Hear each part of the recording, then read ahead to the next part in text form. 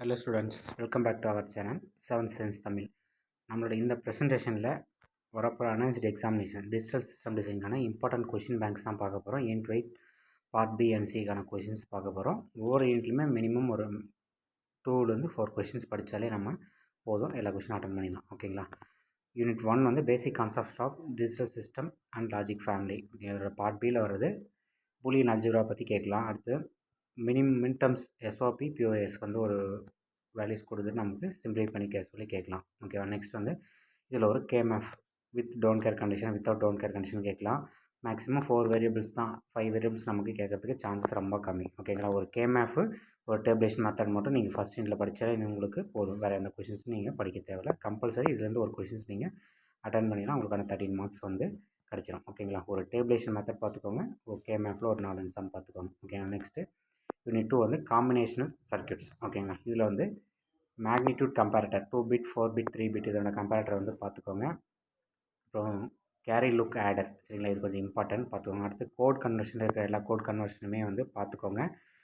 Of adder, full adder, subtractor, சரிங்களா? Half adder, full adder, half subtractor, full subtractor, இதை பார்த்துக்கோங்க. இது கொஞ்சம் இம்பார்ட்டன்ட். ஓகேங்களா? இது லாஸ்ட் டைம் இப்போது நடந்த சிஎஸ்சிக்கு வந்து கேட்கல, அதே மாதிரி கேஎம்எஃப்பும் கேட்கல.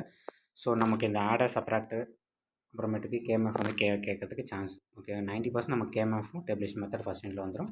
இங்கே ஆஃப் ஆடர் ஃபுல் ஆடர் பார்த்துக்கோங்க. ஓகேங்களா?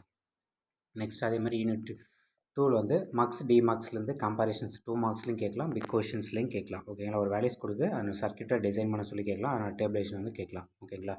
நமக்கு இங்கே அப்போது half adder, full adder, subtractor, அடுத்து கோட் கன்வர்ஷன், மார்க்ஸ் டிமார்க்ஸ் இது மட்டும் நீங்கள் படித்தாலே உங்களுக்கு செகண்ட் யூனிட் வந்து ஓவர். ஓகேங்களா? நெக்ஸ்ட்டு யூனிட் 3 வந்து சீக்வென்ஷியல் சர்க்யூட்ஸு.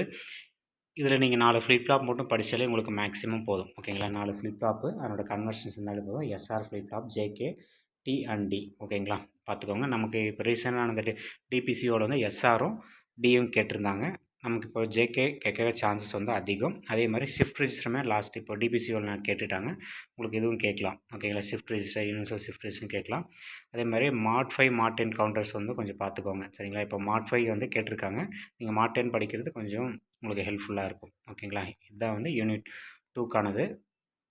இது படித்தாலே உங்களுக்கு அதிகம் போதும். ஃப்ளிப் ஃப்ளாப்போட கன்வர்ஷன்ஸு 4 ஃப்ளிப் ஃப்ளாப் பார்த்துக்கோங்க, மாட் 5 கவுண்டரு, அடிஷ்னலாக ஷிஃப்ட் ரெஜிஸ்டர் இம்பார்ட்டன்ட் அதை. ஓகேங்களா? பார்ட் சியில் கேட்கறதுக்கும் சான்சஸ் இருக்குது. நெக்ஸ்ட்டு யூனிட் 3 வந்து சீக்வென்ஷியல் சர்க்யூட்ஸ். ஓகே, இது ரிப்பீட் ஆகிடுச்சு, பார்த்துக்கலாம். நெக்ஸ்ட்டு யூனிட் 4 வந்து ப்ரோக்ராமபிள் லாஜிக் டிவைசஸ். யூனிட் 5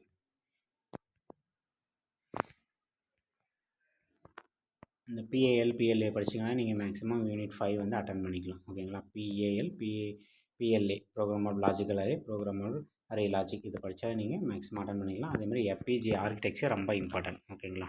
இது வந்து யூனிட் 5 வந்து பார்த்துக்கோங்க, போதும். இது நீங்கள் படிச்சிங்கனாலே உங்களுக்கு மேக்ஸிமம் அட்டன் பண்ணிடலாம். அதேமாதிரி பைப் லைனிங் இருந்தால் பைப் லைன் படிச்சுக்கோங்க, அசார்ட்ஸ் பார்த்துக்கோங்க.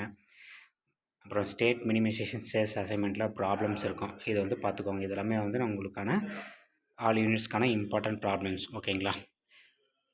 மறக்காமல் நம்ம சேனலை சப்ஸ்கிரைப் பண்ணிக்கோங்க. இந்த இன்ஃபர்மேஷன் உங்கள் ஃப்ரெண்ட்ஸுக்கும் ஷேர் பண்ணுங்கள். தேங்க்யூ.